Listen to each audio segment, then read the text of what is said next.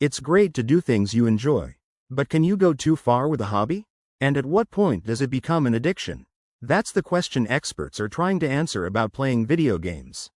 Even though gaming has been around for almost 50 years, studies about its harms are still in the early stages.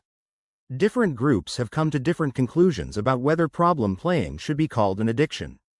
The World Health Organization added gaming disorder to the 2018 version of its medical reference book, International Classification of Diseases. But the American Psychiatry Association's manual, the DSM-5, didn't.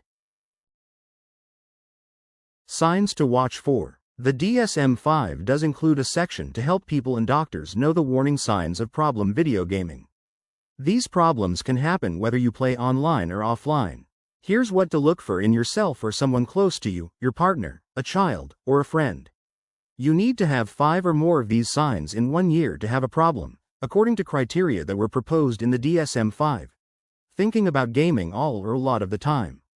Feeling bad when you can't play. Needing to spend more and more time playing to feel good. Not being able to quit or even play less. Not wanting to do other things that you used to like. Having problems at work, school, or home because of your gaming. Playing despite these problems. Lying to people close to you about how much time you spend playing. Using gaming to ease bad moods and feelings. Of course, not everyone who plays a lot has a problem with gaming. Some experts say that it's harmful to label people who might just be very enthusiastic about gaming. One thing they do agree on is that the percentage of players who meet the proposed criteria for addiction to video games is small. It's estimated to be somewhere between 1% and 9% of all gamers, adults and kids alike. It may help to start by asking yourself a few questions. Does your video gaming get in the way of other important things in your life, like your relationships, your job, or going to school? Do you feel like you've crossed the line between loving to playing and having to play? Might you be using gaming to avoid a deeper problem, like depression? It can be hard to see a problem in yourself. The amount of time you spend gaming might seem fine to you. But if people close to you say it's too much, it might be time to think about cutting back.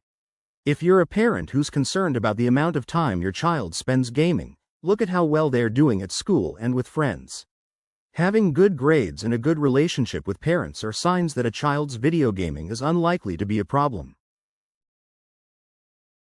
Getting help. Get help from your doctor or therapist, or your child's pediatrician, if the person you're concerned about is your son or daughter, as soon as you think that gaming time is getting out of hand.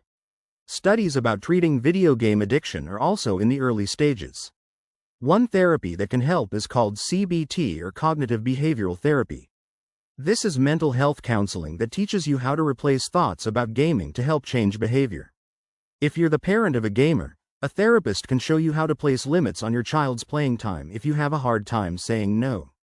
One study found that making parents part of a child's treatment makes it work better. Preventing a gaming problem. To keep the amount of time spent gaming under control, try these tips for adults and kids alike. Set time limits for play and stick to them. Keep phones and other gadgets out of the bedroom so you won't play into the night. Do other activities every day, including exercise.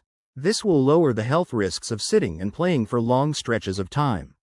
No one knows whether certain kinds of games are more likely to lead to problem gaming. For the time being, make sure that your child is only playing games rated for their age.